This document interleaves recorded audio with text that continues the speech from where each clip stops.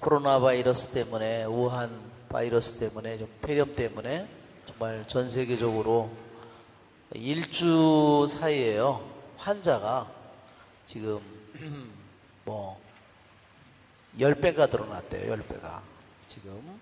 그래서 곧 10,000명이 넘어갈 거라고.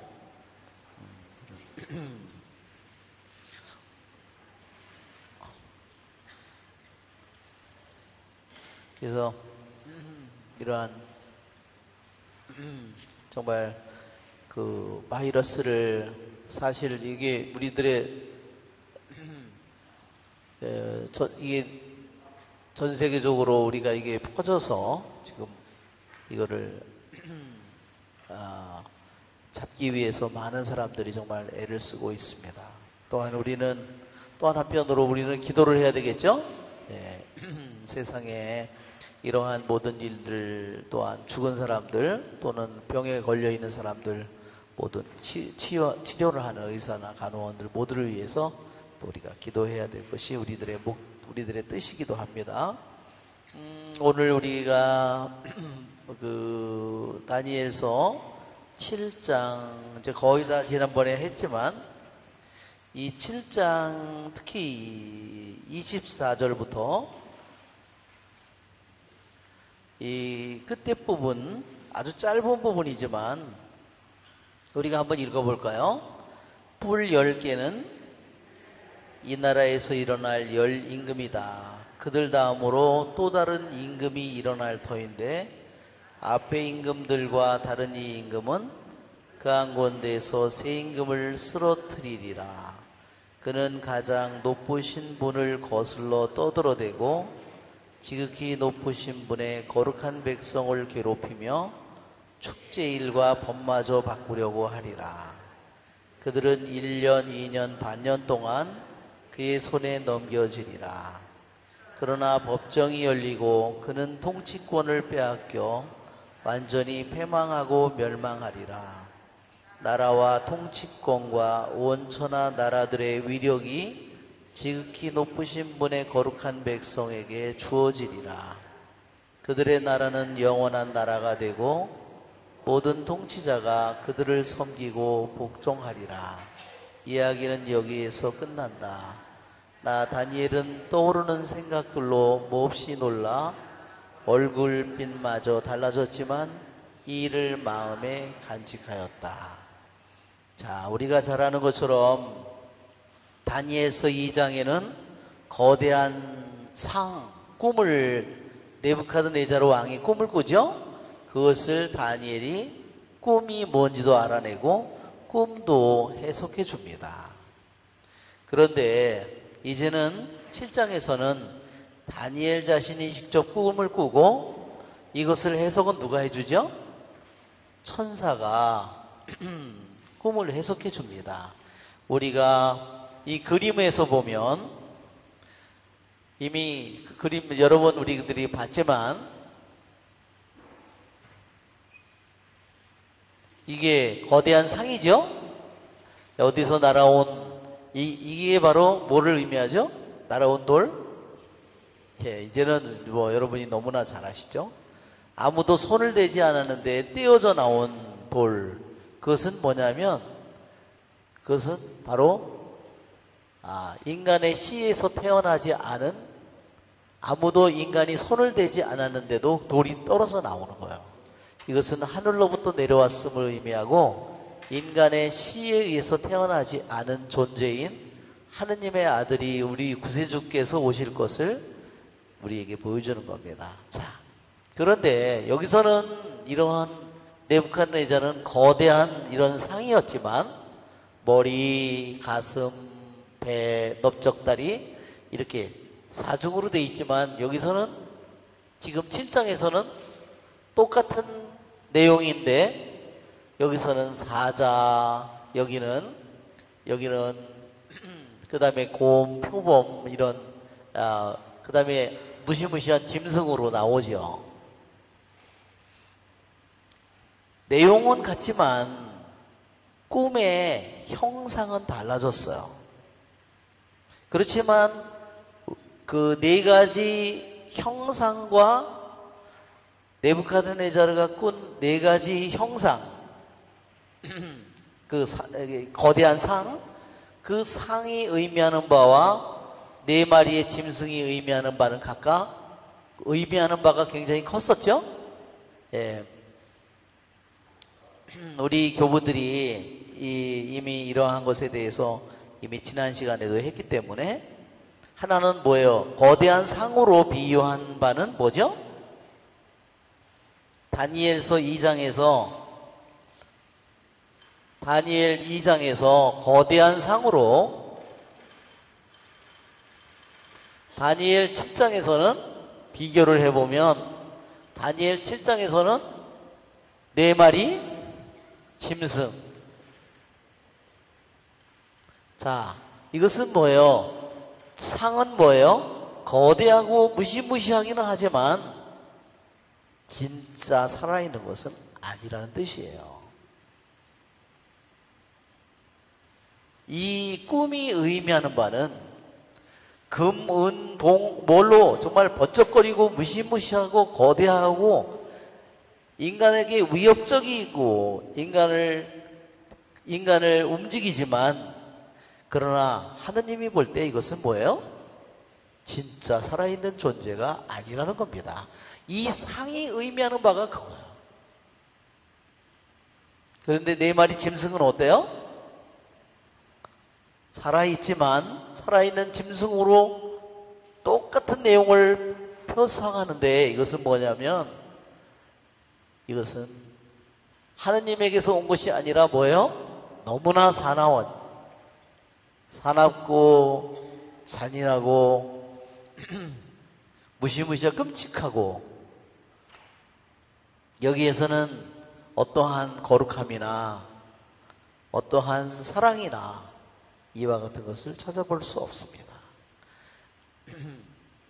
자, 여러분, 오늘 우리 이러한 지금 아까 우리가 다니엘서 7장의 끝부분을 왜 읽었냐면, 1년, 2년, 원래는요 히브리 말로는 어떻게 되냐면 1년, 2년, 반년이 아니라요, 한때, 두때, 반때 이렇게 돼 있는 거예요.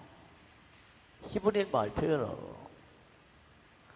그런데 자, 우리 한글 파일을 한번 열어줘 보면, 한글 파일 중에서 여호와의 증인에 한번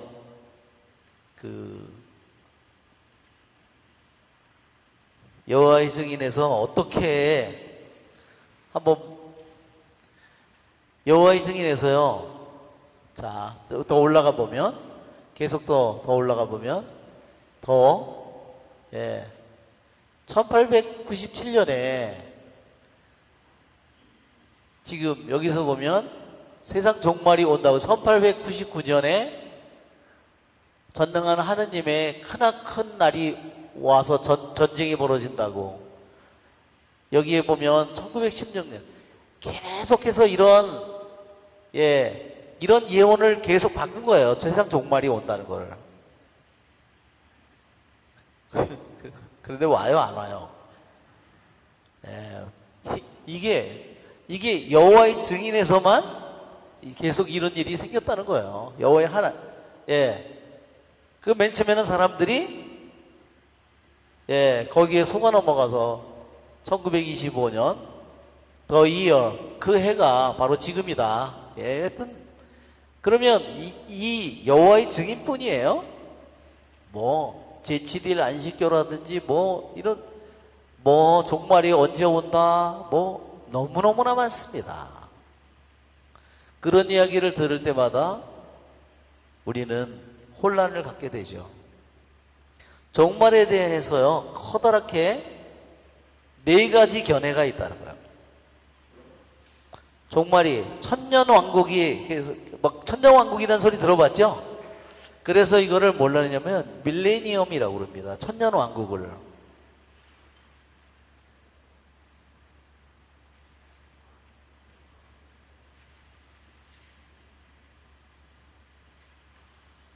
자, 이 천년왕국이 오리라는 이러한 것 때문에 여기에 종말에 대한 네 가지 커다란 주장이 있는데 여기에는 무슨 게 있냐면 프레밀레니엄, 포스트 밀레니엄, 아밀레니엄, 그 다음에 프레터리스트, 이렇게 네 가지가 있어요. 커다랗게 보면 이렇게 있습니다.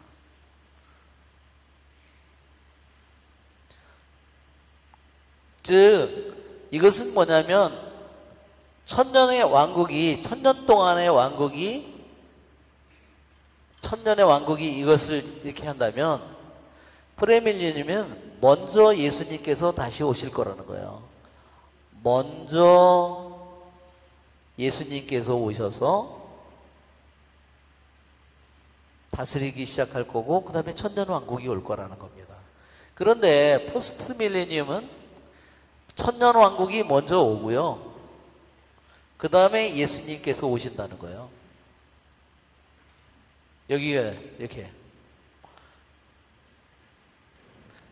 아밀레니엄이라는 것은 그런 거 없다는 거예요.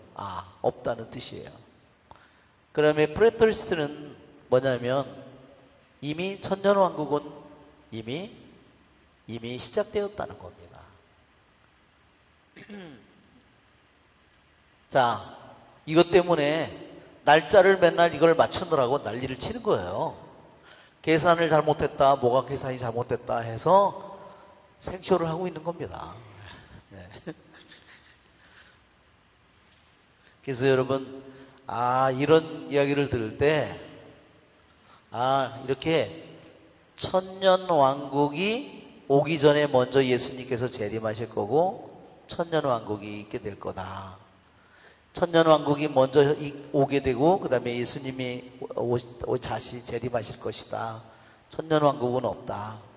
천년왕국은 마지막으로 이미 시작됐다.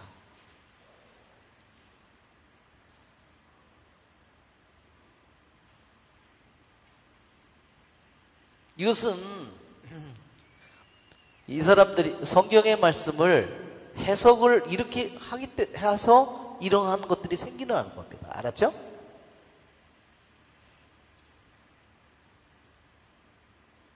자, 우리는 이러한 세상에 이러한 성경을 이렇게 해석하게 될 때 이러한 것들이 생겨나게 된다는 거.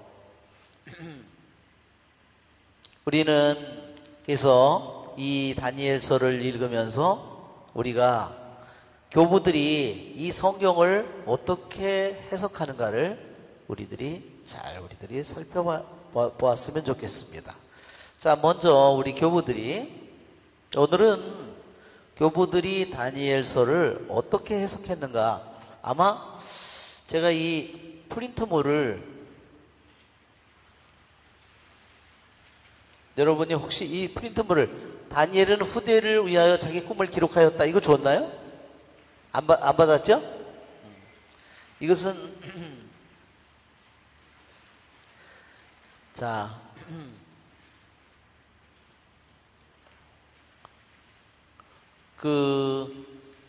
이 프린트물을 하나 사무실에서 쳤어요. 이거를 3페이지로 된 건데, 자, 이거는 오늘은 제가 교부들의 성경 주의회를 위주로 오늘 할 겁니다. 7장에 대해서 키루스의 테오도레투스는 이렇게 얘기했어요. 다니엘은 자신의 예언을 역사가다운 방식으로 기록했다 그랬어요. 먼저 왜? 역사를 쭉 다 먼저 기록한 후에 6장까지 다 기록한 후에 그 다음에 예언만 따로따로 모아서 기록했다는 뜻이에요. 그 다음에 하늘에서 불어오는 네 바람. 하늘에서 여러분 바람이 불어와요. 그렇죠? 그 바람은 무엇을 의미할까? 그것은 교부들이 항상 천사들이라고 그랬습니다. 그렇죠? 왜냐하면 바람은 뭐예요? 루아예요. 루아.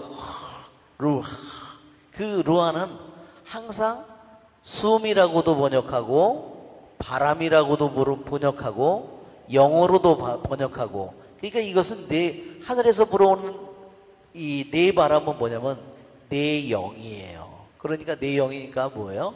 내 천사라는 말이죠. 자, 아까도 얘기한 것처럼 이 거대한 상은 뭐냐면 이렇게 얘기했어요. 이 상은 실제가 아니라 겉모습이다.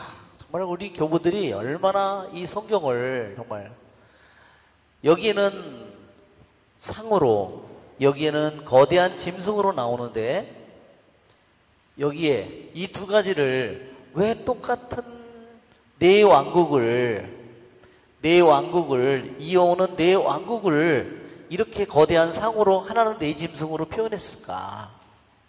하나는 상으로 표현한 것은 다니엘서 2장에서 실제가 아니라 겉모습일 뿐이다. 예, 그러니까 우리들이 어때요? 우리들이 보면 세상이 정말, 이 세상 우리들이 살고 있는 나라도 강대국이고 대단해 보이죠? 그러나 실제가 아니라는 겁니다. 겉모습일 뿐이다.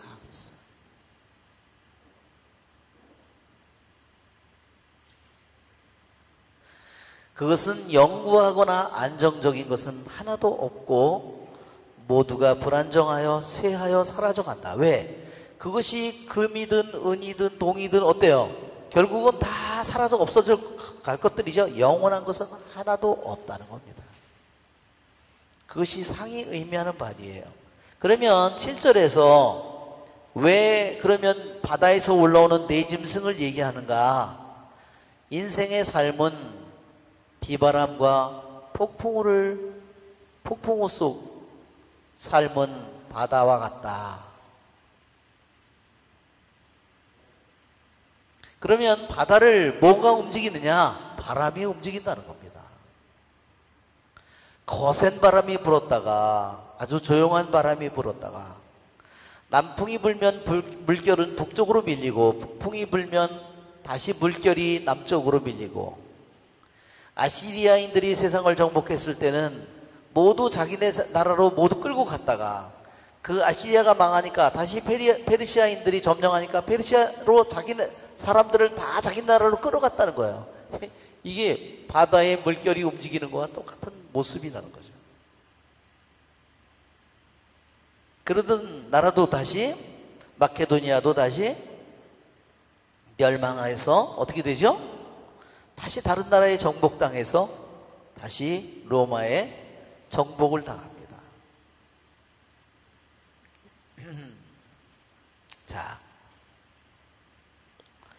자, 여기에 보면 2절에, 다니엘서 2절에 다시 이제 우리가 오늘 교부들을 공부하기 때문에 다니엘서 7장에 다시 1절, 2절서부터 다시 하늘에서 불어오는 네 바람이 바다를 휘저었다.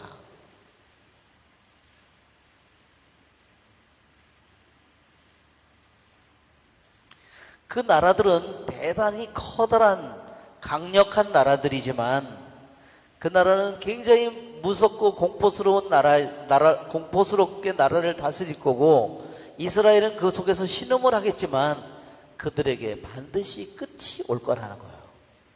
다른 더 강력한 나라들이 그 나라를 집어삼키고 그들은 멸망하고 끝을 보게 될 것이다.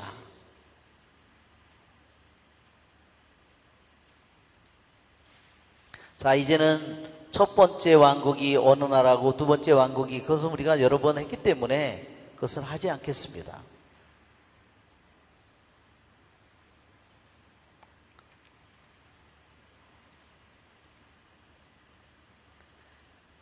예, 보통 우리들이 여기서 보면 첫째 나라는 어느 나라라고 그랬죠?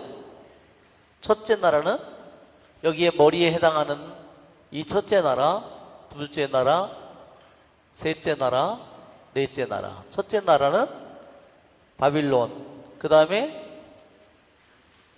페르시아, 그 다음에 마케도니아. 마케도니아가 그리스예요. 이게 그리스 왕국이고, 그 다음에 로마.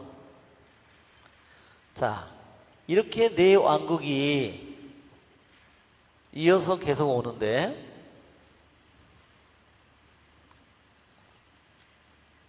이것은 이미 우리들이 알고 있는 바죠. 이 네 왕국이. 그러면서 다섯 번째 왕국이 뭐예요? 누가 오는 거죠? 영원히 사라지지 않는 나라, 바로 메시아 왕국을 가리킵니다. 그리스도의 나라를 가리킵니다.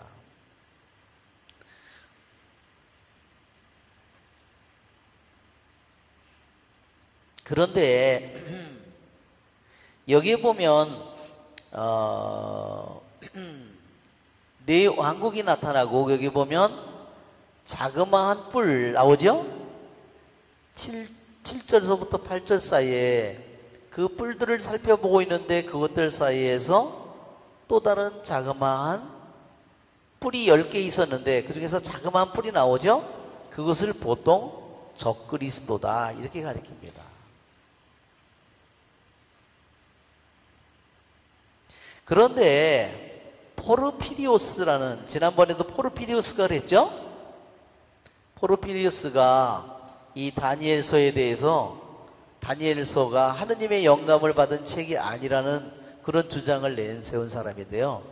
포르피리오스는 뭐라 그랬냐면요, 이 마케도니아와 로마를요 하나로 생각했어요. 이유가 뭔지 아세요? 이거를 하나로 엮어서 마케도니아에서 나오는 안티오쿠스 에피파누스 왕이 있죠? 그 에피파누스를 적그리스도로 만든 거예요. 그냥 말하자면 마케도니아의 이 영혼은 그냥 한 별개의 제국이 아니라 한 나라처럼 본 거예요. 그렇게 해서, 그러면 나라가 3개밖에 안 되잖아요. 그럼 어떻게 했냐면 3개밖에 안 되니까 이 사람이 어떻게 해석했냐면, 이거를 바빌론, 그 다음에 메데 페르시아잖아요. 메디아 페르시아. 여기를 메디아 나라로 했고, 그 다음에 페르시아, 그 다음에 마케도니아, 이렇게 한 거야.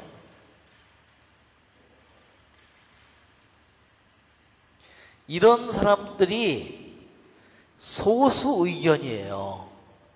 대다수의 교부들은, 자, 우리가 한번 그림을 보면, 지도를 보면, 자, 지도에 보면, 지금 여기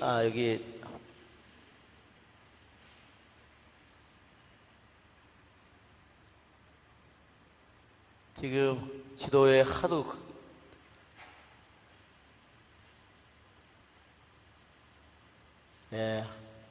그림이 많아가지고, 지금 여기에 보면 이게 지금 터키예요.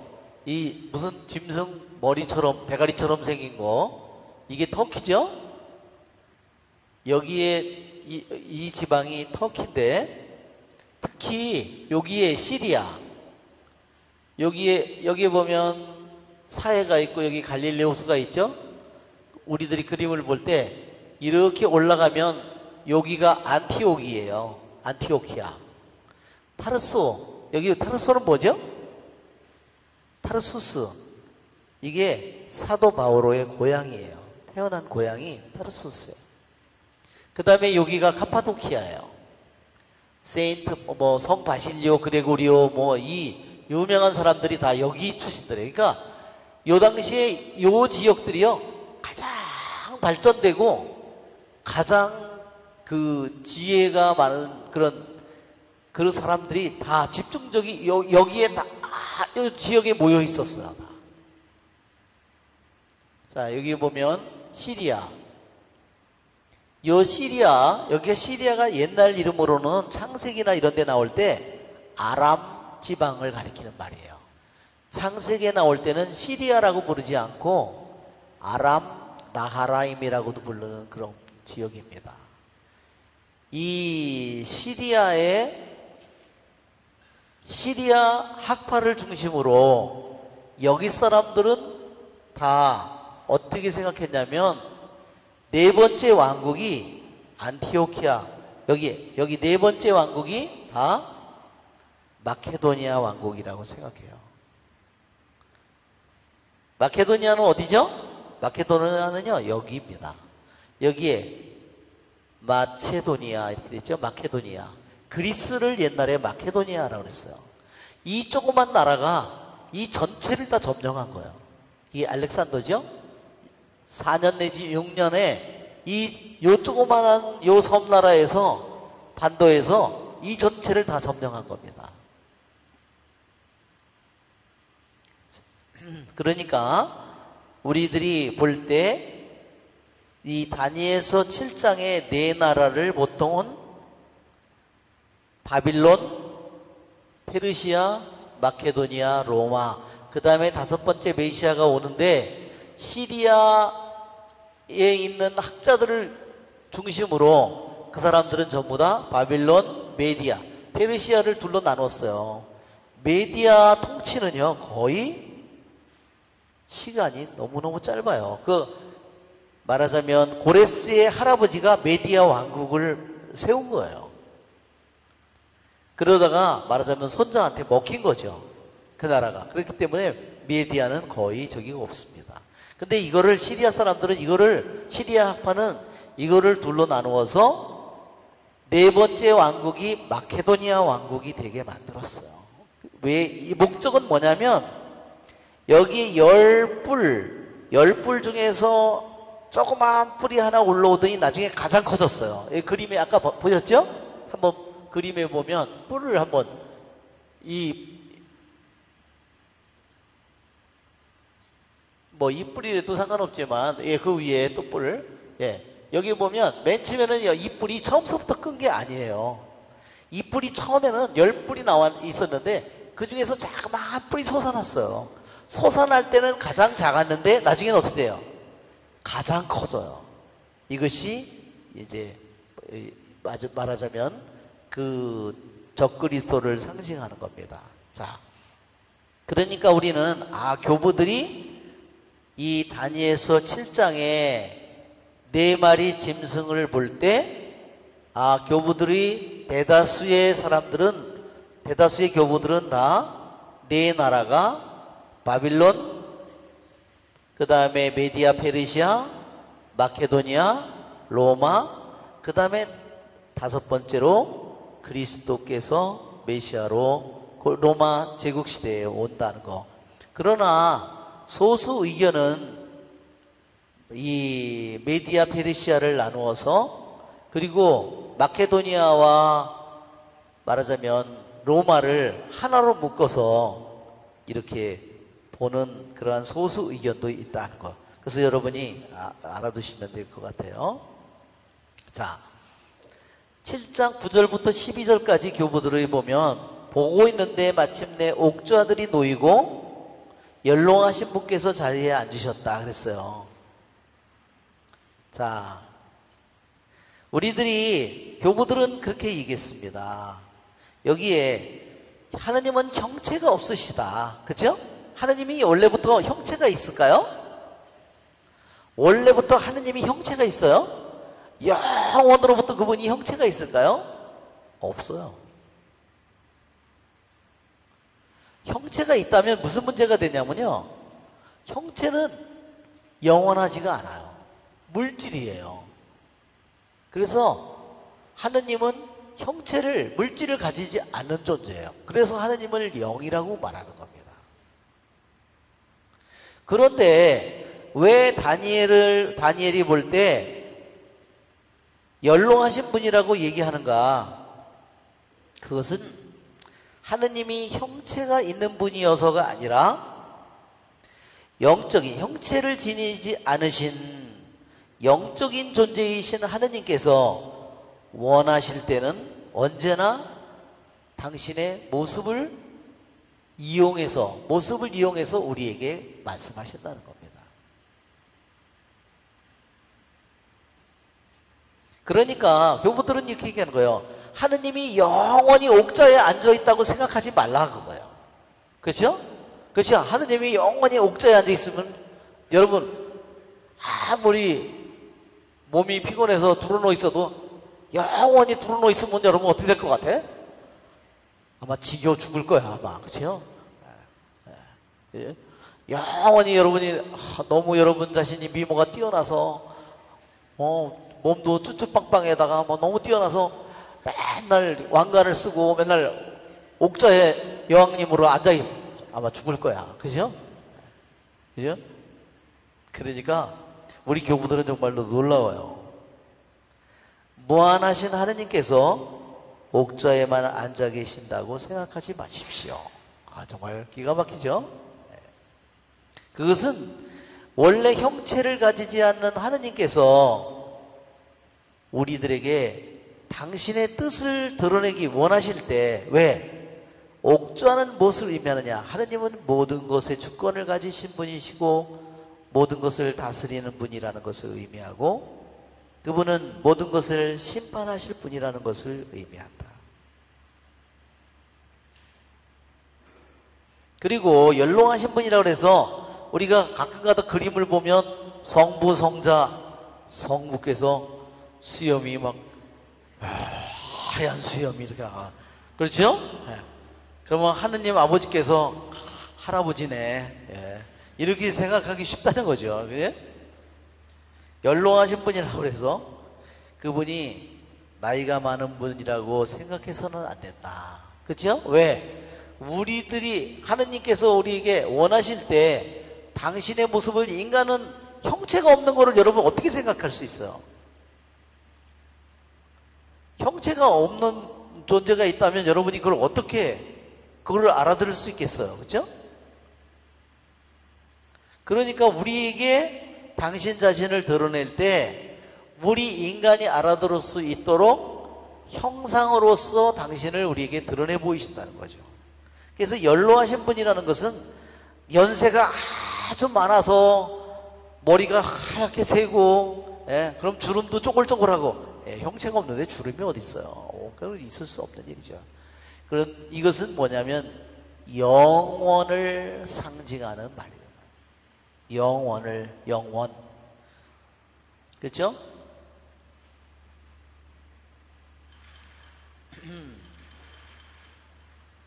실제로 늙어서 나이가 많다는 그런 모습이 아니라는 겁니다. 당신의 횟수는 끝이 없습니다.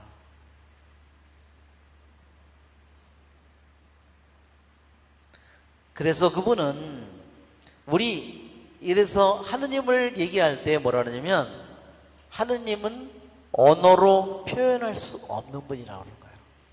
하느님은 모든 어떤 정의로 하느님을 정의를 내리려고 하더라도 하느님은 어때요? 그것을 초월하시는 분이에요. 무한히 그것을 초월하시는 분이에요. 인간의 언어로 다 표현할 수 없는 분이다. 그분을 다 담을 수 있는 그러한 언어가 없다는 거죠. 그분을 정확히 묘사하는 것은 불가능합니다. 그러기에 하느님은 옥좌에 한정시킬 수 없습니다. 그래서 하느님은 원하실 때면 언제나 환시를 이용하십니다. 왜? 당신께서 원하실 때 우리가 당신을 이해하도록 돕기 위해서 환시를 이용하신다 그랬습니다.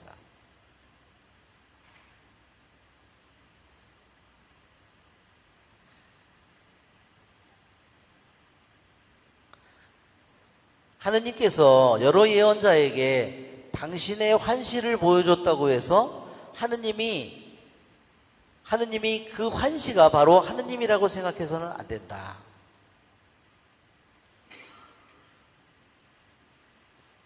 그래서 그 환시를 보았다고 해서 자신이 주님을 보았다거나 주님의 영광을 보았다고 하지 말고, 주님의 영광을 닮은 무엇을 보았다고 얘기를 해야 된다.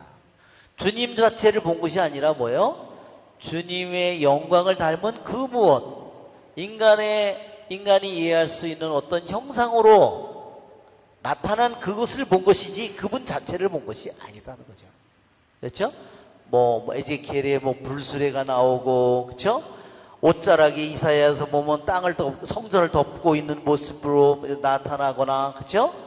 엘리야가 불수레를 타고 이런 모든 모습들이 그것 자체가 하느님이라고 생각해서는 안 되고, 하느님의 영광을 드러내는, 그리고 우리가 이해를 하도록 하기 위해서 그분이 드러내는 것이 그 자체가 하느님은 결코 아니라는 거죠. 성령이 비둘기 모양으로 했대. 그 비둘기가 하느님인가요? 성령인가요? 예, 그러면 여기 비둘기 다 잡아다가 그게 비둘기 모양으로 그랬죠. 비둘기처럼 말하자면 비둘기가 아니에요. 그렇죠?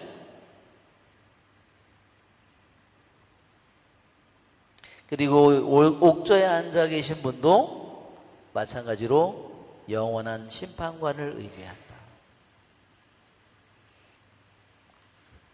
또한 우리 그레고리오 대그레고리오는 최후 심판 때는 우리가 숨을 곳이 없다. 우리가 세상에 있을 때는 숨을 곳이 많잖아요. 그렇죠? 네.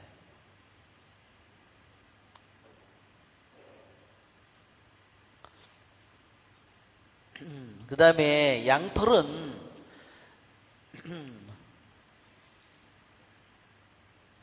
뭐를 의미하냐면, 너희의 죄가 진홍같이 붉어도, 그렇죠? 어떻게 해요? 눈과 같이 희어진다고 그랬죠? 다원같이 붉어도 양털같이 희게 되리라 그랬어요. 그래서 이것은 양털은 죄가 없음을 의미하고 죄의 용서를 의미한다. 죄가 하나도 없는 깨끗함을 상징한다 그랬습니다. 하느님이 양털을 하셨겠어요? 네, 그렇죠?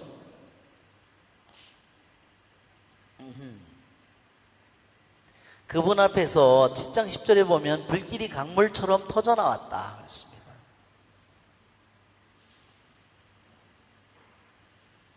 지금은 그분께서 세상에서 경멸을 받으실지 모르지만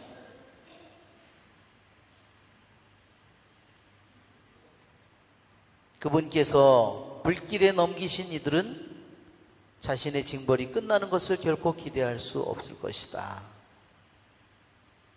이승 삶의 쾌락들은 꼴사나온 그림자와 꿈과 같다 그랬어요.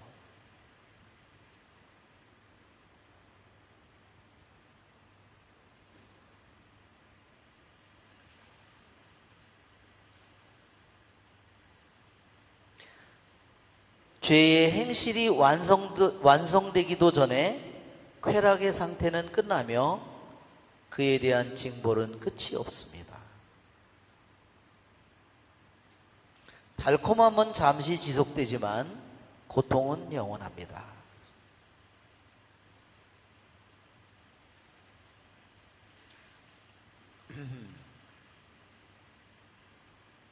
그 다음에 보면 7장 지금 10절에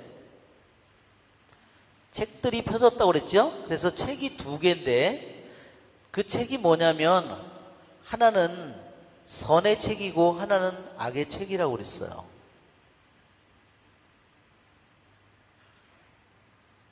고발자인 악마는 악의 책을 들고 있고 천사는 선의 책을 들고 있는데, 즉 이 선의 책이라고 하는 것은 살아있는 자들의 책이고 악의 책은 죽은 자들의 책이라는 겁니다. 하느님께 무슨 책이 필요하겠느냐 그랬어요. 그렇죠? 교부들이. 하느님께는 책들이 필요하지 않다. 단지 인간들의 용어로 말하고 있을 뿐이다 그랬어요.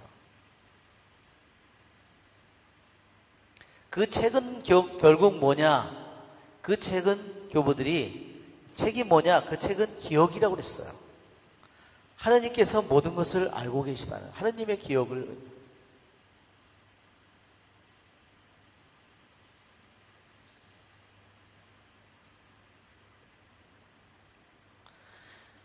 자, 7장 13, 14절에 보면 밤의 환시 속에 보고 있는데 사람의 아들 같은 이가 하늘의 구름을 타고 나타나 연로하신 분께 가자 그분 앞으로 인도되었다 그랬습니다.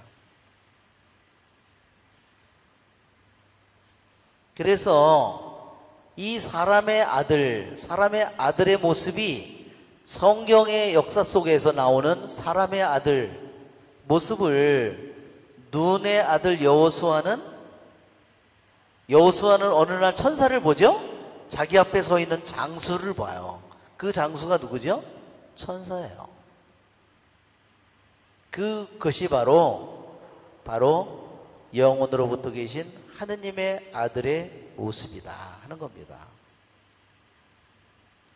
또한 예사야가 본 모습, 또 에제키엘서에 나오는 모습, 지금 다니엘서의 사람 아들과 같으니 이 모든 것이 바로 성경 안에서 하느님의 사람의 아들 예수 그리스도의 모습을 우리에게 미리 보여준 것이다.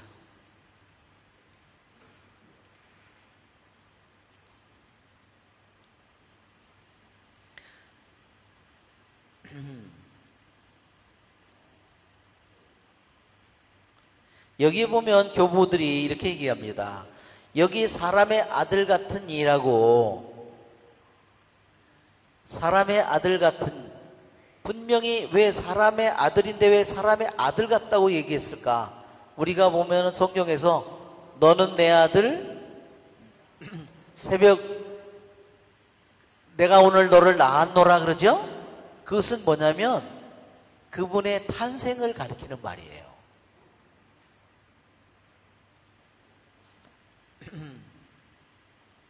이 바로 하느님의 아들의 탄생은 우리들이 2000년 전에 온 하느님의 아들의 탄생, 그것은 시간 속의 탄생이죠. 근데 영원으로부터 계신 하느님의 아들이 시간 속에서 탄생하셨을까요?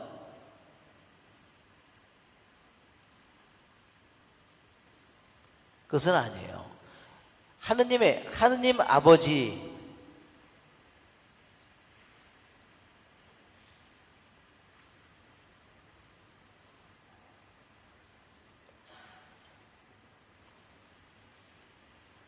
예, 여기가 보니까 밑에 층은 잘 지워지는데 여기는 하도 히팅 때문에 금방금방 이게 날아가가지고 안 지워지는 거예요. 자, 하느님의 아들은 영원하신 분이죠? 시작도 끝도 없는 분이에요. 그러면 그분을 신학적으로는 뭐라고 그러냐? 하느님 아버지, 하느님의 아들, 하느님 성령. 자, 감사합니다. 그러면 하느님의 아들, 영원으로부터 계신데 이를 얘기할 때요, 하느님의 아들을 얘기할 때 영원으로부터 계시는 하느님은 어떻게 했냐? 탄생이라고 표현합니다. 출생이라고. 출생. 왜? 내가 오늘 너를 낳았노라. 성경의 계시를 통해서 하느님이 말씀, 내가 오늘 너를 낳았노라.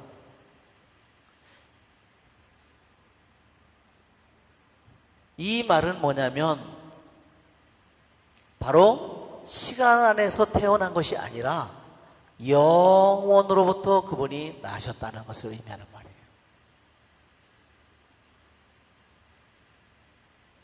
그래서 교부들이 얘기하는, 그것은 시간의 시작 이전이다. 그러니까 뭐예요? 영원 속에서 출생한 거예요. 영원 속에서. 우리는 그것이 자세히 뭔지는 모르지만 성경을 통해서 하느님의 영으로 우리에게 알려주신 것은 영원 속에서 그분이 하느님의 아들 속에서 출생하셨다는 거예요. 시간 이전의 영원 속에서. 그것은 시작도 없고 끝이 없는 것이다.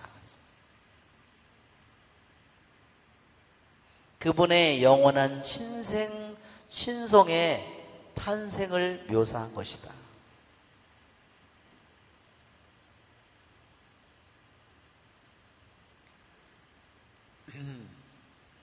그러니까 영원의 신성의 탄생이라기보다 신성을 의미하는 거예요. 그것이 영원.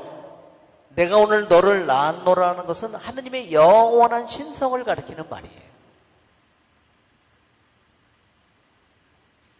표현이 너를 낳았다고 표현하는 거지만 이 말의 의미는 영원한 신성을 의미하는 말이에요.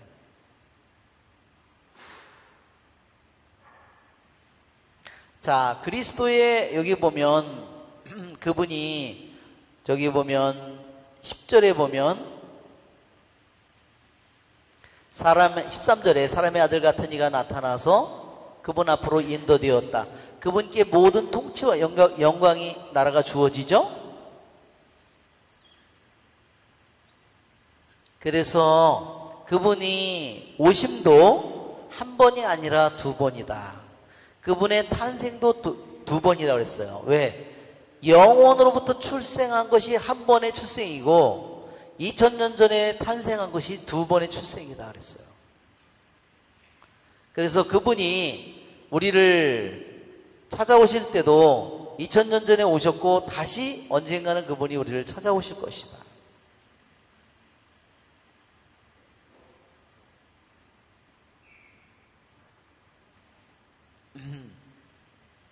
우리들이 그분이 우리에게 주신 그분이 다시 우리를 찾아올 거라는 그분의 말씀을 우리는 항상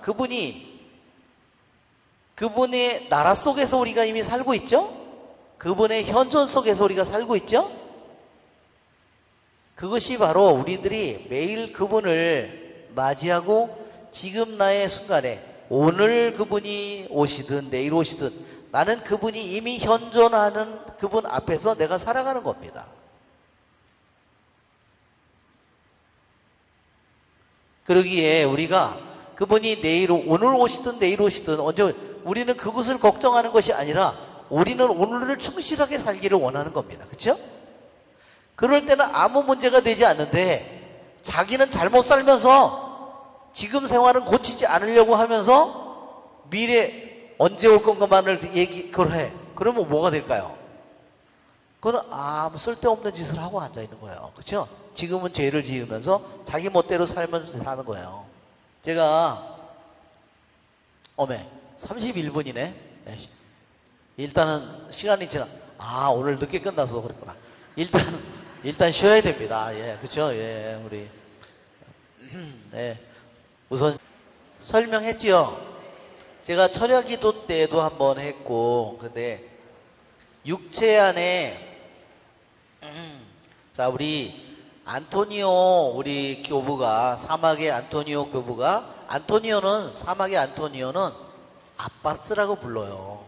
왜냐하면 안토니오가 파두아의 안토니오도 있고 여러 안토니오가 있는 중에서 이 사막의 안토니오를 아빠스라고 부릅니다. 아빠스는 아버지란 뜻인데 신학적인 의미는 뭐냐면 대수도원장이라는 뜻이에요. 말하자면 수도 생활의 아버지라고 불리는 분이죠. 그런데 이분이 쓴 편지 중에 한 부분을 여기에 발췌를 했어요. 사막의 안토니오는 아주 부잣집의 아들이었는데 부모님이 많은 재산을 놓고 일찍 돌아가셨습니다. 그런데 안토니오는 부모에게 훌륭한 신앙 교육을 받았어요. 그런데 안토니오는 어느 날 성당에 들어갔더니 내가 완전한 사람이 되려거든 내가 가진 모든 것을 버리고 말하자면 나를 따르라는 그 말을 듣고 모든 재산을 가난한 사람들에게 나눠주고 그 다음에 왔더니 누구 거를 남겨놨냐면 여동생 거를 남겨놨대요.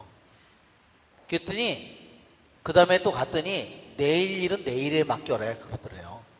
그래서 여동생 것까지도 다 이제 바치고 나니까 거지가 됐죠. 그래서 그러고 나서는 마을 밖에 가서 맨 처음에 살아요. 마을 밖에. 마을에 사람들이 더 이상 살지 않는 곳에 가서 살다가 하도 사람들이 찾아오니까 나중에는 무덤에 파가지고 시신을 저기 하고 무덤 속에 들어가서 살았어. 그러니 뭐 마귀들이 막 얼마나 막 저기 했겠어요. 죽음은 자기 세계인데. 그 나중에는 그 다음에는 더 깊은 사막에 들어가서 안토니오 성인이 삽니다. 그러면서 안토니오 성인이 제일 많이 부딪힌 게 뭘까요? 여자를 많이 만났을까요? 아니겠죠? 결국은 자기 자신의 속에 있는, 자기 자신의 숨겨져 있는 모든 것들이 자기 안에 나타나는 거죠. 자기 내면 안에 있는.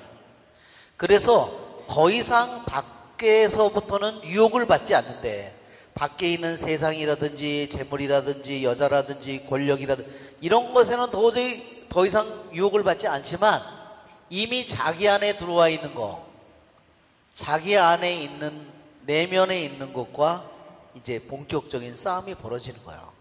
그래서 그 그림을, 안토니오 그림을 보면 끊임없이 뭐를 이렇게 깨어서 지켜보고 있는 그러한 모습으로 등장합니다. 그가 우리에게 알려준 것은 뭐냐면, 육신의 움직임에 대해서 그가 우리에게 평생 동안을 그가 깨어 있으면서 그는 자기 육신 안에, 육신을 움직이는 세 가지 움직임, 이거를 우리에게 알려주는 거예요. 첫 번째 움직임은 뭐라고 했어요? 육체의 고유한 움직임. 이것은 우리들이 마음대로 조정할 수 없는 부분이에요. 하느님이 우리를 육시체를 그렇게 만들어 놓은 것입니다.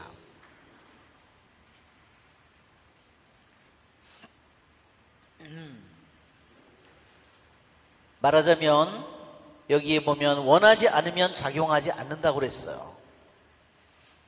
또 두 번째 종류, 우리는 첫 번째 종류의 것은 무엇인지 우리들이 잘 알 수 없지만, 두 번째 종류의 움직임은 무엇과 관련되어 있냐면 음식과 음료와 관련되어 있는 겁니다.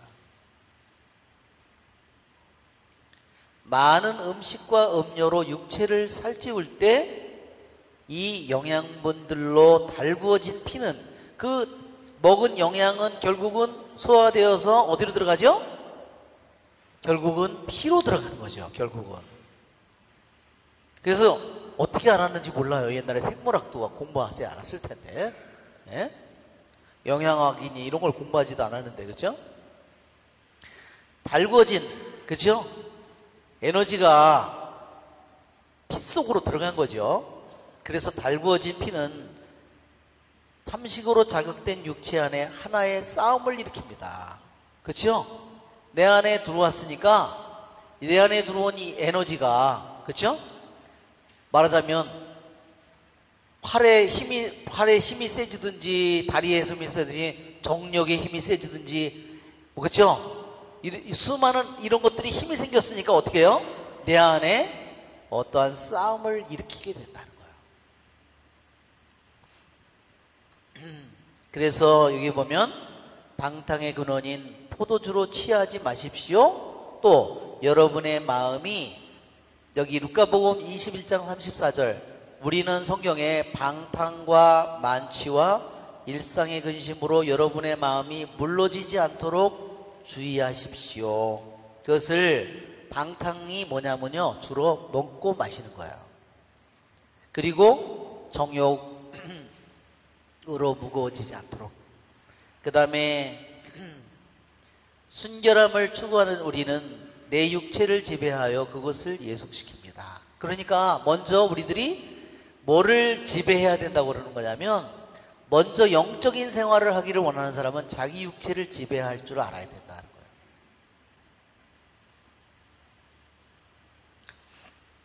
세 번째 움직임은 우리를 유혹하는 사악한 영들에 의해서 움직인다는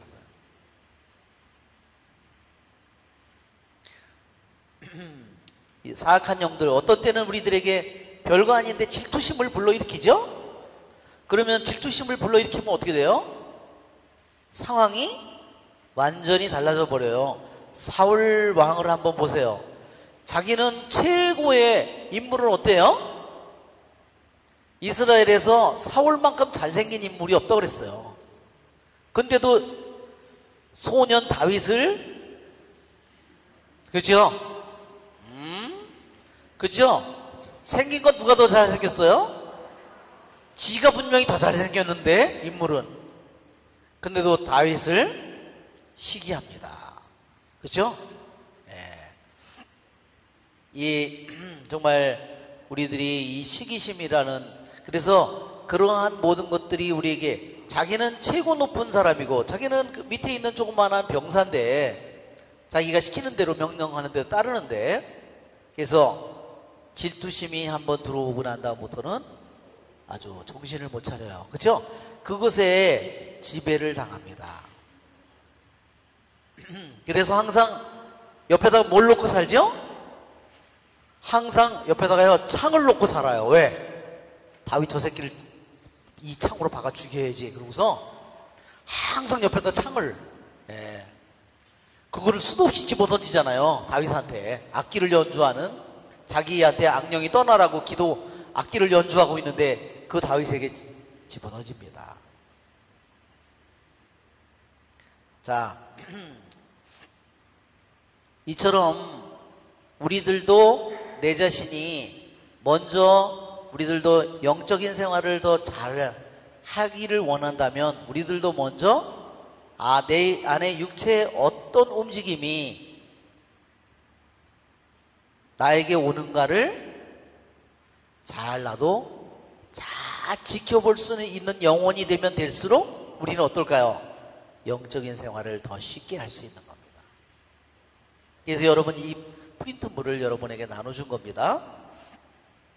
그래서 한번 여러분이 오늘 성찰을 하거나 이럴 때, 내 안에, 육체 안에 어떤 움직임을 내 안에 어떤 음식이나 음료를 통해서, 아니면 사악한 영들에 의해서 일어난 것을 어떻게 할까요? 그때는 잘 몰라요. 영으로는 알지 못해요. 그놈이 일으켜 놓은 내 안에 작용을 이렇게 더듬어 보니까 처음에는 내가 저 사람을 좋게 생각했는데, 어떤 사람이 저 사람하고 나를 비교하는데 그 사람한테 너무 칭찬하는 말을 들었더니 갑자기 부하가 치밀더니 열등감이 솟고 아주 그게 아주 못마땅해 보이고, 그러면서 아주 쓰디쓴 맛으로 변해버렸어. 그러면 어때요? 그러한 생각이 처음 들어왔을 때, 처음에 그 사람의 내 인상이 좋았는데, 그 다음에 내가 어떤 생각이 들어와서 인상이 바뀌고, 점점 생각이 어떻게 변해갔는가를 처음, 중간, 끝을, 현재까지를 살펴본다면, 이거는 분명히 사악한 영에서 왔구나. 우리들이 식별을 할 수 있겠죠? 그러니까 항상 사악한 영은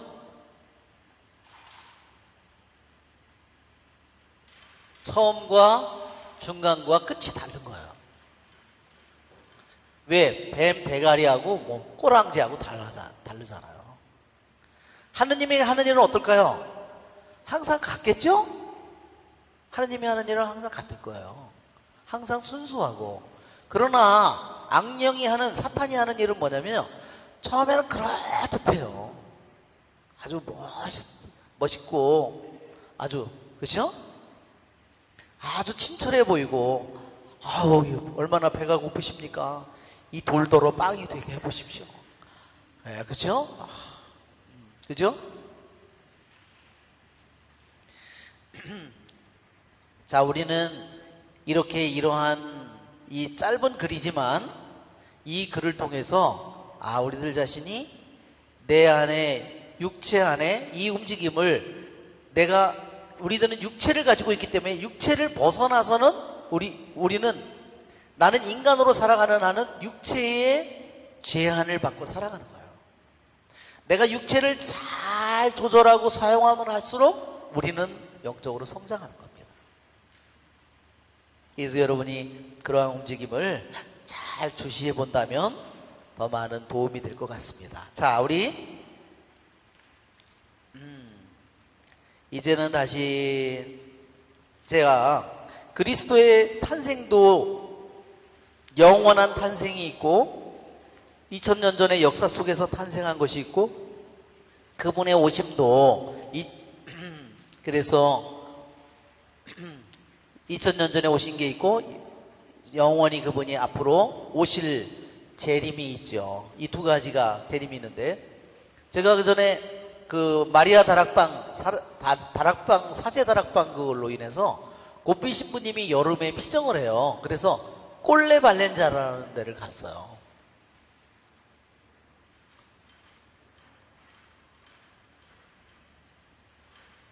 이게 이태리에 있는 움브리아 지방, 로마에서 북쪽으로 올라가면 있는 토디라는 그런 곳에 있는 이 산악마을이에요. 아주 산이 뭐 너무너무 높은 이런 데요. 여기에 이 꼴레발렌자가 있어요, 위에.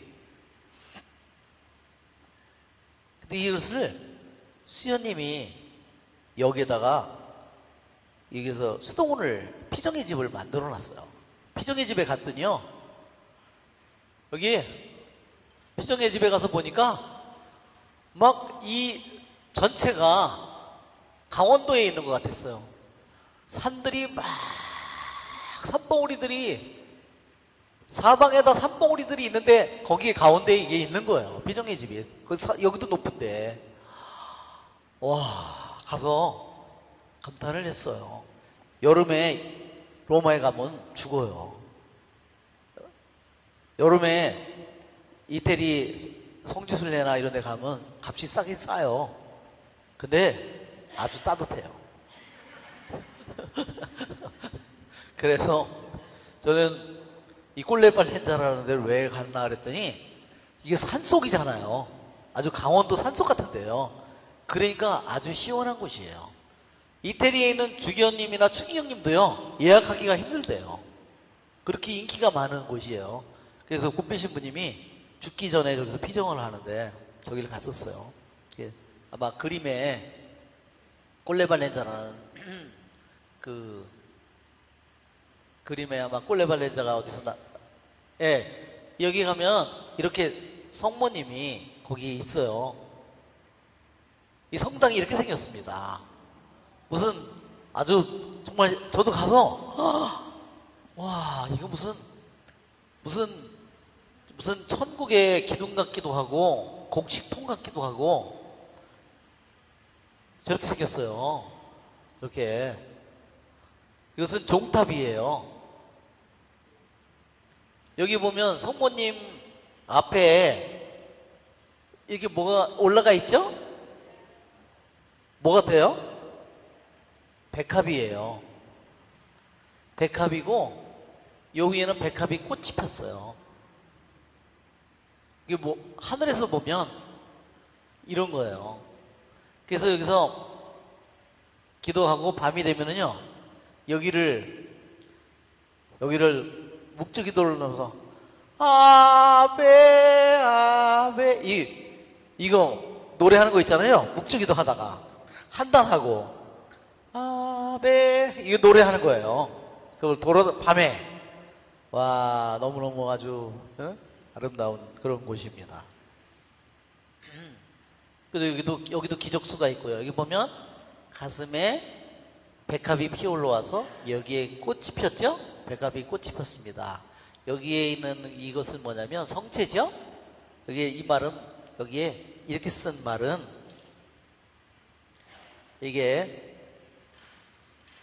이것은 뭐냐면 예수스라는 말이에요. 예수스. 이것은 I자입니다. I나 J나 같이 써요. 대문자로는. 그래서 예수스라는 예수님을 가리키는 말이에요. IHS가 예수스예요. 자, 여기에 그 안에 성당이에요. 여기 성모님이 이 수녀님이요. 원래는 스페인 수녀님이신데 수녀님이 너무 가난한 집에서 태어나셨답니다. 그리고 너무 가난해서요. 일찍 어린 나이에 한 10살이나 됐을까? 이런 나이에 남의 집에 가서 일을 하는 거예요. 돈을 벌기 위해서. 그래서 팔려가는 거예요. 그래가지고 학교를 아예 못 다녔어요. 그래가지고 글자를 못 읽는 거예요, 이 수녀님이. 그런데 어떻게 하다가 이분이 이태리에 왔는데, 그때 전쟁으로 전쟁 고아들이 전후에 너무 많았는데 전쟁 고아들을 돌봤어요. 그러면서 이 수녀님이 이제 저기를 했는데, 나중에는 이분이 자비의 그러한 수도회도 만드시고 그랬는데, 이분이 이제 늙어서 이렇게 스페란자 수녀님, 저기인데, 이 성모님을, 이런 모습을, 성모님의 모습을 보았대요. 저도 저 꼴레발렌자에 갈 때까지는 제가 굉장히, 세상에 신자들은 점점, 서양도 그렇고 신자들의 숫자는 점점 줄어들고, 저도 굉장히 이렇게 교회 성각 이런 거에 대해서 부정적으로 생각했어요. 점점 사람들이 세상적으로만 살아가고, 정말 이렇게. 했는데 저 꼴레 발렌자에 가서요, 제 그런 부정적인 생각과 약간 이런 희망이 별로 없는 그런 생각이요, 딱 바뀌어버렸어요. 나는 아니, 신부되어서 이렇게 이런 생각이, 이런 우울증이나 부정적인 생각이 어떻게 바뀌었지? 정말 저는 놀랐어요. 근데 왜 그렇게 바뀌었냐면요, 저 성모님의 모습 때문에 바뀌었어요.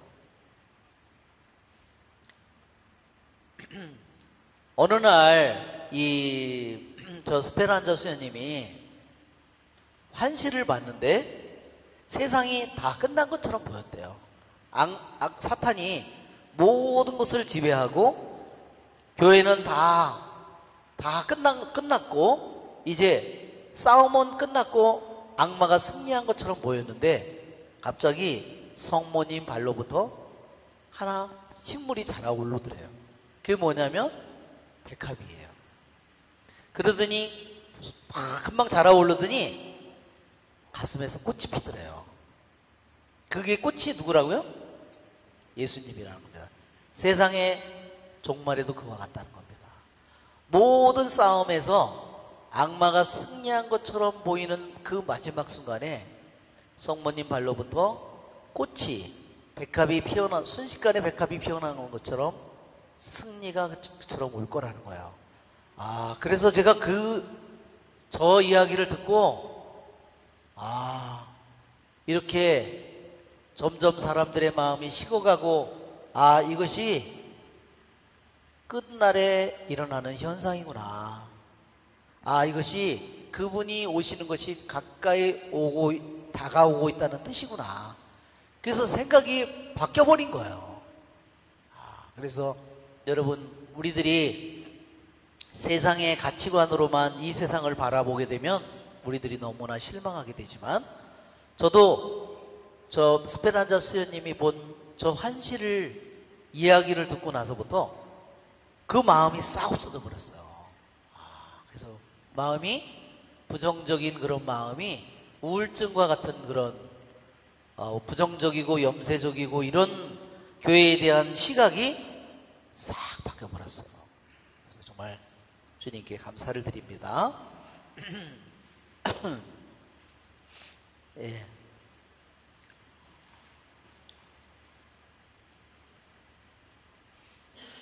자, 7장 15절에 다니엘이 환시에 놀랬다. 마음이, 나 다니엘은 정신이 산란해졌다. 그리고 머릿속에 떠오른 그 환시들이 나를 놀라게 하였다. 그렇습니다. 그가 본 것을 고려해 보면 충분히 그럴 만합니다. 요한 금구성인이 그랬어요. 왜? 다니엘은 하느님 아버지와 아들을 환시로 본 최초이자 유일한 사람이기 때문입니다. 하느님 아버지와 하느님의 아들을 동시에 환시로 본 사람이기 때문에 그가 그렇게 놀라는 것은 이해할 수 있는 일이다 하는 겁니다.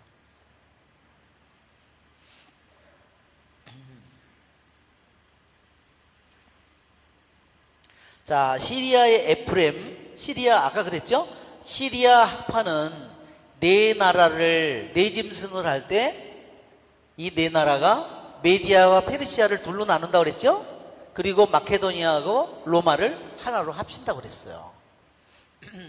시리아의 에프렘, 이 에프렘이 네 짐승은 네 나라를 나타내며 바빌론, 메디아, 페르시아, 그리스가 그 넷입니다. 그러니까 시리아 학파 사람들은 주로 뭐에 초점이 맞춰져 있는 거냐면, 그 사람들은 안티오쿠스 에피파누스 그리스 통치 때 그리스도교를 아주 심하게 박해한 이 안티오쿠스 에피파누스가 적그리스도라는 생각을 가지고 있는 겁니다. 그 시각을 우리가 이해하면 이 사람들의 사고방식이 왜 그런 사고방식이 나오는지 우리가 이해할 수 있어요. 자, 7장 18절에 보면 거룩한 백성이 그 나라를 이어받을 것이다. 그러니까 바빌론, 메디아, 페르시아, 마케도니아, 그 다음에 로마, 이 나라들이 네 짐승이 다 나라를 다스리지만 그 다음에 사람의 아들 같은 그분이 오셔서 영원한 통치가 이루어질 것이다. 앞에 네 나라들은 완전히 지어지고 참되고 영원한 나라, 전능하신 분의 거룩한 백성에게 주어질 것입니다. 그러니 키루스의 테오도레투스는 그랬어요. 현세의 나라들을 아무것도 아닌 것으로 여기십시오. 그러니까 여기에 사막의 교부들이 어때요? 사막 속에서 살고 있지만 이 거대한 세상이 움직여 나가는, 세상이 모든 걸 다스리고 있지만 그것을 아무것도 아닌 것으로 여기고 살아가는 사람들이라는 겁니다. 그것은 영원한 나라가 아니라는 겁니다. 참된 나라가 아니라는 거예요. 잠시 있다가 그럴듯해 보이지만 멸망할, 영원히 사라질 나라들이라는 겁니다.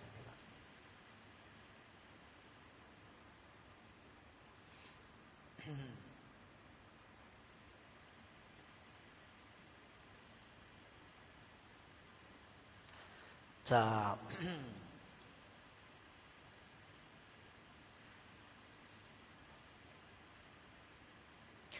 자, 여기에 보면 이제 거룩한 백성이 그 나라를 이어받을 것이다.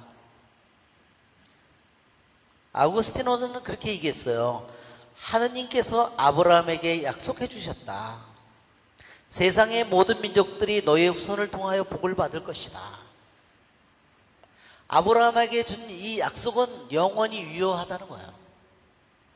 너희들이 지금은 바빌론 치하에서, 너희들이 그 치하에서 너희들이 지금은 나라를 빼앗기고 너희들이 그곳에서 노예로, 종으로 살아가고 있지만 그 다스리는 그 사람들이 결국은 너의 축복을 받을 것이다.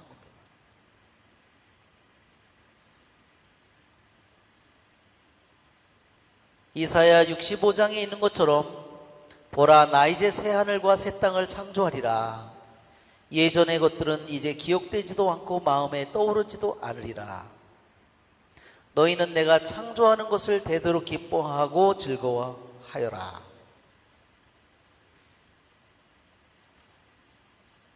내가 예루살렘을 즐거움으로 그 백성을 기쁨으로 창조하리라. 나는 예루살렘으로 말미암아 즐거워하고 나의 백성으로 말미암아 기뻐하리라. 그 안에서 다시는 우는 소리가, 울부짖는 소리가 들리지 않으리라. 이사야 65장 17절부터 19절이에요.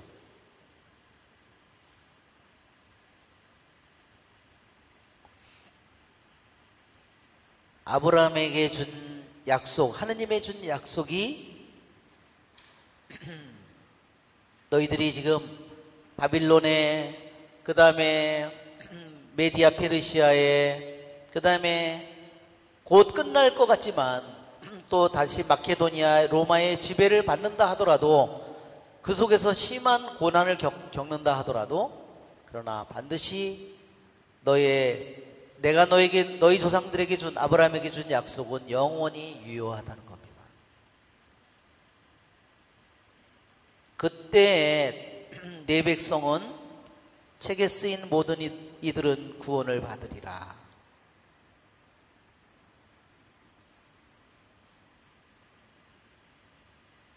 자, 그 다음에 마지막 25절부터, 자, 아까도 얘기했죠?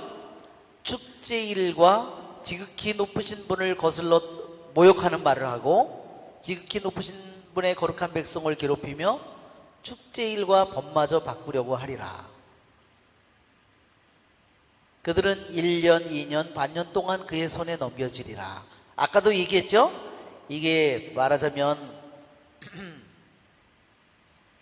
이것을 말하자면 그리스의 통치 때 유대인들이 가장 끔찍한 박해를 받았어요. 그게 누구죠? 아까도 마카베오서에 나오는 바로 안티오쿠스 에피파누스의 얘기입니다.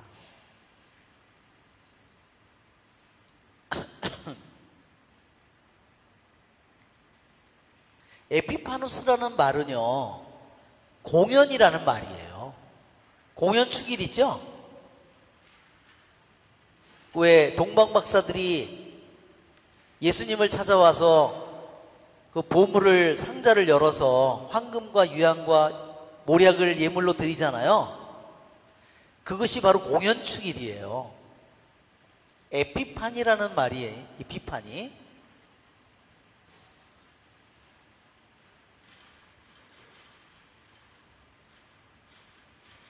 공현.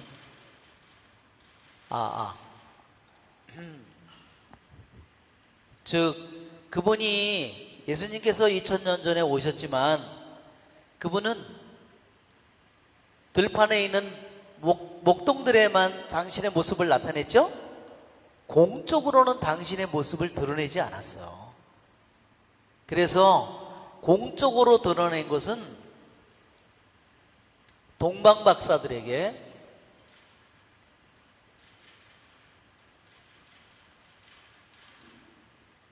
또 뭐가 있죠? 예수님께서 또한 세례, 그 다음에 또 하나는 가나의 혼인잔치.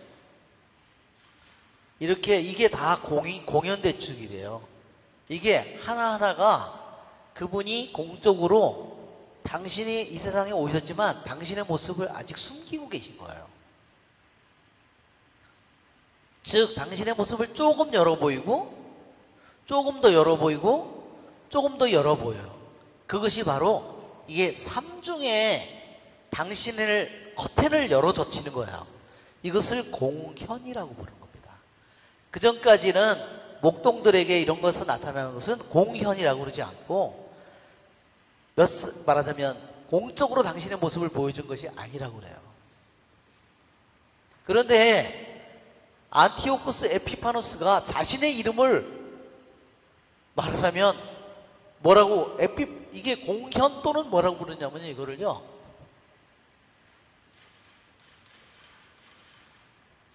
신현은 복잡해가지고 이제 색깔 이제 안 되네. 그전에는 한자를 쓰면 그냥 썼는데 이제는 이제 안 쓰다 보니까 그래서 이거를 안티오쿠스 에피파누스는요, 자신의 이름을 감히 뭐를 붙였냐면 자신이 하느님, 살아계신 하느님의 현현이라고 자신을 표현한 거예요. 미친놈이지. 아주 간땡이가 보도 얼마나 오만했으면 자기의 이름에 살아계신 하느님의 자신의 현현이라고 자기를 표현했을까? 그렇죠? 나중에는 어떻게 되죠? 자기 몸이 썩어가지고 몸에서 구더기들이 나오고, 그렇죠? 나중에 부하들도 어떻게 해요? 그 썩는 냄새를 견디지 못해가지고 왕이니까 왕은 왕인데 어떻게 해요? 썩는 냄새가 자기도 견디기 힘든 거예요. 나중에. 그렇죠? 그게 뭘까요? 내가 그렇게 오만방자하게 내가 했기 때문에 하느님이 친 거죠. 그죠? 그래서 굴러 떨어져가지고 어떻게 돼요? 뼈라는 뼈는 모두 다 하나만 어긋나도 아픈데 어떻게 돼요? 뼈라는 뼈가 다 어긋나가지고 얼마나, 그러다가 마지막에 고통하면서 죽어갑니다. 그런데 어떻게 했어요? 제2 안티오쿠스 에피파누스 이놈이요, 무슨 짓을 했냐? 저 예루살렘 성전에 들어가가지고 거기에다가 제우스 신상을 세워놓고요, 거기에 지성소에 들어가서 그 다음에 거기를에다가 뭐를 바쳤냐? 돼지 제물을 바친 거예요. 그리고 돼지 피를 거기다 뿌린 겁니다. 정말 끔찍하죠? 그리고 안식일을 지키는 사람 어떻게 해요? 다 죽여버린 겁니다. 율법서를 이런 걸 가지고 있는 사람은 다 죽여버린 겁니다. 할례를 주잖아요. 그걸 준 사람은 가족을 다 죽여버린 겁니다. 이것이 안티오쿠스 에피파누스가 한 일이에요. 그래서 말하자면 여기에서 적그리스도를 시리아 사람들, 왜냐? 그것을 가장 가까이서 봤거든요. 예루살렘에서 가장 가깝잖아요. 시리아하고 예루살렘하고 아주 가까운 겁니다. 그래서 시리아 학파 사람들은 이 사람들은 이 열불에서 나온 작은 불, 그 작은 불이 안티오쿠스 에피파누스다. 거기에다 맞출래니까 열불에서 나온 작은 뿔이 나중에 가장 큰 뿔이 된 그것을 안티오쿠스, 그리스 제국의 마케도니아 제국의 안티오쿠스 에피파누스로 하려니까 여기에 메디아 페르시아를 둘로 나눈 거죠. 알았죠? 이제 이해가 되시죠? 예. 만약에 그것을 로마의 황제라고 생각한다면 그렇게 생각하지는 않았겠죠. 그렇죠? 그러니까 이러한 사람들은 아까도 얘기한 것처럼 시리아의 학파들이 주로 이런 견해를 가졌습니다. 근데 여기에 보면 이런 시기가 몇 년이 된다 했어요? 한때, 두때, 반때. 3년 반이라고 그랬잖아요. 3.5예요. 그러면 꼭 3년 반이냐? 절대로 그렇지 않다는 겁니다. 근데 사람들은 어떻게 해요? 이거를 정확하게 1년을 365로 계산해서 365년으로 계산해서 두 때는 다시 365년에 두 해, 이걸 계산해서 이 짓을 하고 앉아 있는 거예요. 그대로 이루어진다고. 더 중요한 의미는 뭐예요? 3년 반이 무슨 말이라 그랬어요? 3.5가 이것은 불행의 숫자고 저주의 숫자를 말하는 거예요. 이것은 고통을 의미하는 겁니다. 딱 3년 반을 의미하는 것이 아니라 이것이 시련의 때라는 것을 가리키는 말이에요. 그것이 더 중요한 말이라는 거죠. 아셨죠? 정확히 3.5년이 아니라 더 중요한 것은 엘리야가 가뭄을, 하늘에 비가 내리지 않도록 가뭄을 불려들었는데 3년 반 동안이죠? 그것은 뭐냐? 시련의 때를 의미하는 거예요. 고난의 때를 의미하는 겁니다.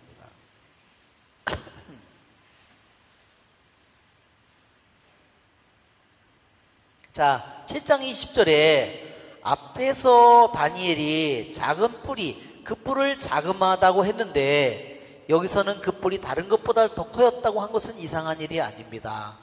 생겨났을 때는 분명히 작았지만 그것이 점점 커서 후에는 아주 다른 것들보다 커졌기 때문에 큰 뿔이라고 하는 것은 당연한 일이다 그랬습니다.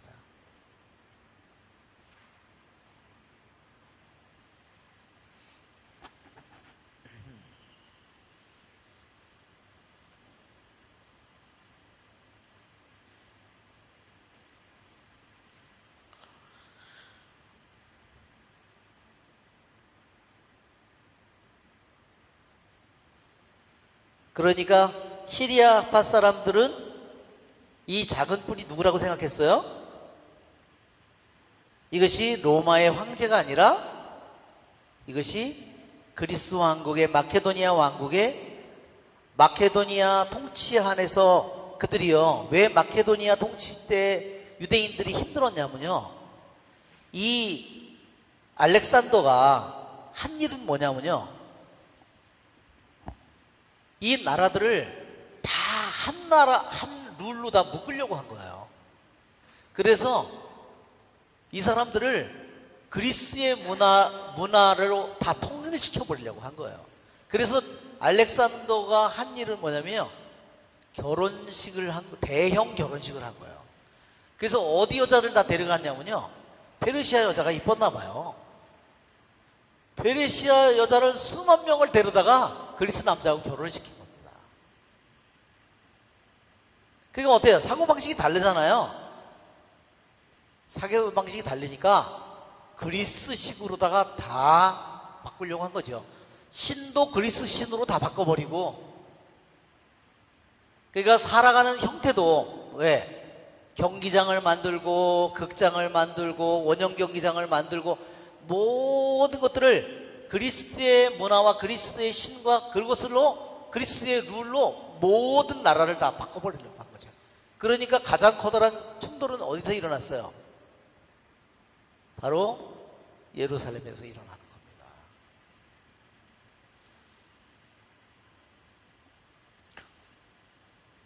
다른 데서는, 다른 나라에서는 그냥 뭐 수많은 신을 섬기니까, 수많은 신을, 일본 사람들이 그렇잖아요. 수많은 신을 섬기니까 거기 가보니까 이순신도 있더라니까.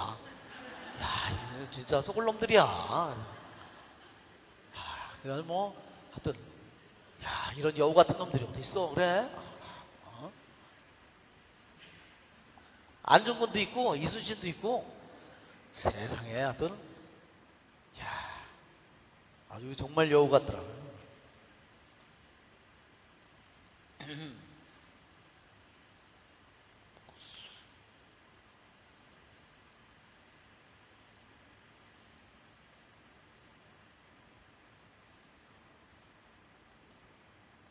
자, 우리 시리아 학파 교부들은 이 작은 뿔이 바로 안티오쿠스 에피파너스라고 했고, 그렇지만 다른 대부분의 전통적인 교부들은 그렇게 생각하지 않았어요. 왜?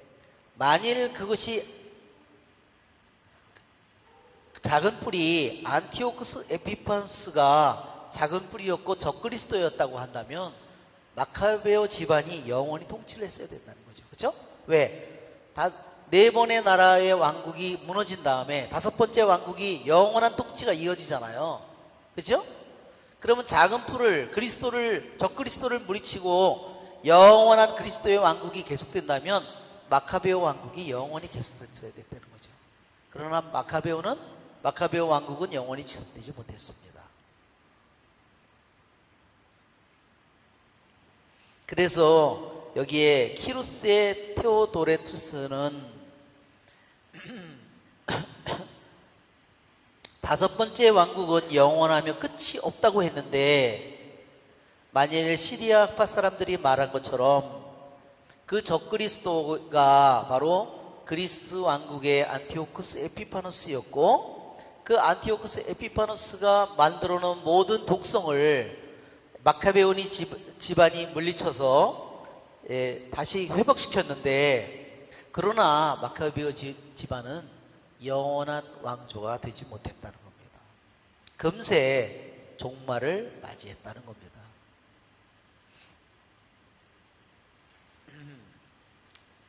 자, 오늘 우리가 아까 우리 육체의 세 가지 움직임을 얘기했죠? 그 다음에 또한 오늘 프린트물을 이거 아직 안 받았나요?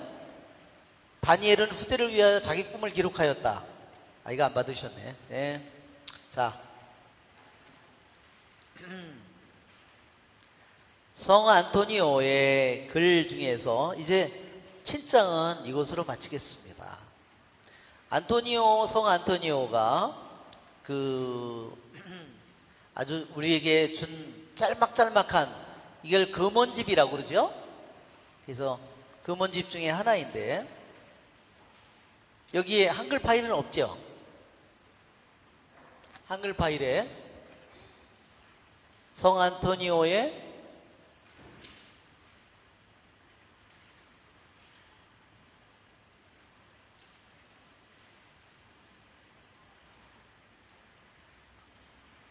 없는 것 같아요.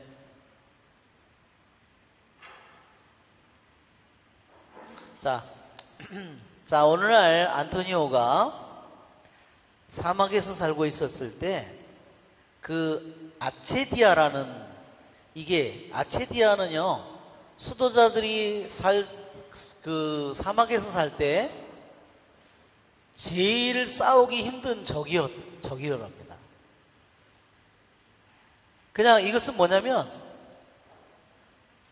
너무너무 이제 권태스럽고, 그 다음에 무기력하고, 그 다음에 이게 이제 여기에 덫에 걸리면 아무것도 의미가 없는 거예요. 그 다음에는 어떻게 될까요? 빨리 이제 나가고 싶어가지고 여기를 떠나고 싶은 거예요. 자기가 모든 가족도 사랑도 다 버리고 왔는데 이제는 거기를 떠나고 싶은 거예요. 그러면 이제 이제 그 수도 생활을 그만두게 되는 거죠. 그런데 이 안토니오에게도 어느 날 이 권태의 이 악마가, 무기력의 이 악마가 이제 찾아와서 공격을 했습니다. 많은 죄스러운 생각으로 하게 만들어서 공격을 끊임없이 했어요.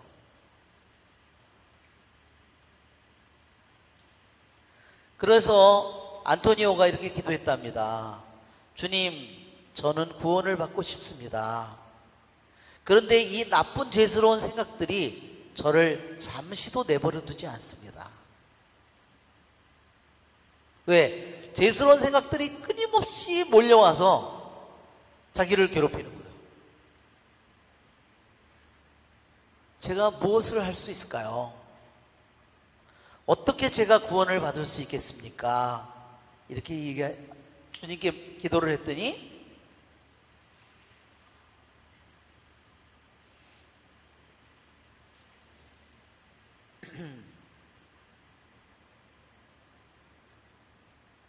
어떻게 하느님께로부터 응답이 왔냐면, 잠시 후에 그가 일어나서 밖을 나갔습니다. 밖을 나가기 위해서 그가 일어났다는 거예요. 밖을 나가기 위해서 일어났는데 안토니오가 어떤 자기처럼 똑같이 생긴 사람에게 말을 하고 있었어요. 어떤 사람이, 자기랑 똑같이 생긴 사람이 일을 하고 있는 거예요. 무슨 일을 했을까요? 사막에 사는 수도자들이 하는 일은요, 복잡한 일은 절대 하지 않았습니다. 복잡한 일을 하면요, 어떻게 되냐면 자기가 하느님의 말씀을 계속 묵상해야 되는데 복잡한 일을 하면 그 말씀을 잃어버리는 거예요. 그러니까 최고로 단순한 노동을 했습니다. 무슨 일을 했냐면, 그 당시에 이집트의 사막에 들어간 사람들이 하는 일은요, 새끼를 꼬는 거예요. 뭘로 꼴까요? 지푸라기도 없어요. 거기는 골풀이 있잖아요. 그 습도가 조금이라도 있는데 자라는 골풀을 가져다가 그거를 잘라다가 그거를 말려서 그걸로 꼬아가지고 뭘 만들까요? 방석을 만들거나 돗자리를 만들거나 이런 일을 하는 거예요. 그런데 자기가 일어나서 밖으로 나가려고 하니까 어떤 자기처럼 생긴 어떤 사람이 앉아서 일을 하고 있는 거예요. 그러더니 일을 하다가 말고 중간에 일어나서 기도를 하고 다시 앉아서 새끼를 다시 꼬고, 그러다가 새끼 꼬는 일을 놔두고 다시 일어나서 기도를 하고. 그것이 뭐였냐면 주님께서 안토니오에게 주신 응답이었다는 겁니다. 그것은 뭐냐? 지금 아체디아라는 이 악마가 너를 찾아와서 끊임없는 죄스러운 생각들로 너를 괴롭히고 있지만, 너는 지금과 같이 이 단순한 생활을 그냥 새끼를 꼬고 시간이 되면 다시 기도를 하고, 기도 시간이 끝나면 다시 새끼를 꼬고, 새끼를 꼬는 건 그냥 새끼 꼬는 게 목적이 아니죠? 뭐예요? 육신을 가졌기 때문에요, 육신을 움직여야 되는 거예요. 만약에 육신을 안 움직이고 기도만 한다고 한번 생각해봐. 어떻게 될까요? 그러면요, 몸이 점점 무기력해지는 거예요. 그래서 육신을 사용하면서 말씀을 뭐 어떻게 하는 거예요? 말씀을 묵상하고 있는 거예요. 그러니까 지금 네가 하고 있는 이 단순한 생활에 대해서 의심을 품지 말고 그것을 그대로 살라는 겁니다. 그것은 바로 주님의 천사였다. 주님께서 그에게 확신을 갖도록 흔들리지 않고, 내가 죄스러운 생각이 끊임없이 너를, 하느님의 말씀을 묵상하고 있는데 너를 끊임없이 괴롭히려 하더라도 다시 어떻게 해요? 다시 그 말씀으로 돌아가고, 다시 새끼를 꼬면서 그 말씀을 집중하려고 하고, 그러다가 기도 시간이 되면 다시 기도를 하고, 또 끊임없는 죄의 생각들이 너에게 오더라도 다시 또 새끼를 꼬면서 그 말씀을 묵상하고, 내가 이 일을 한다면 너는 구원을 받을 것이다. 그때 그는 천사가 그에게 말하는 소리를 들었습니다. 이것을 행하라. 그러면 너는 구원받을 것이다. 다른 특별한 일을 하는 것이 아니라 지금 내가 하고 있는 일을 계속 하는 겁니다. 알았죠, 여러분? 그래서 여러분들도 제가 무슨 특별한 일을 해야 됩니까? 아니, 내가 집안에서 요리하는 일, 청소하는 일, 그것을 계속 하면서, 단순한 그 일을 하면서, 그렇죠? 그래서 그 일을 계속해서 해나가는 거, 수많은 그런 죄스러운 생각들이 우리들에게 끊임없이 들어와서 우리를 공격하고, 그렇죠? 공격하고 나를 하고 있지만, 우리는 그것을, 내가 이 안토니오처럼 하는 것은 뭐예요? 그것은 믿음으로, 희망으로 그것과 싸우고 있는 거죠. 그렇죠? 네. 영광이 성부와 성자 성령께, 성부와 성자 성령의 이름으로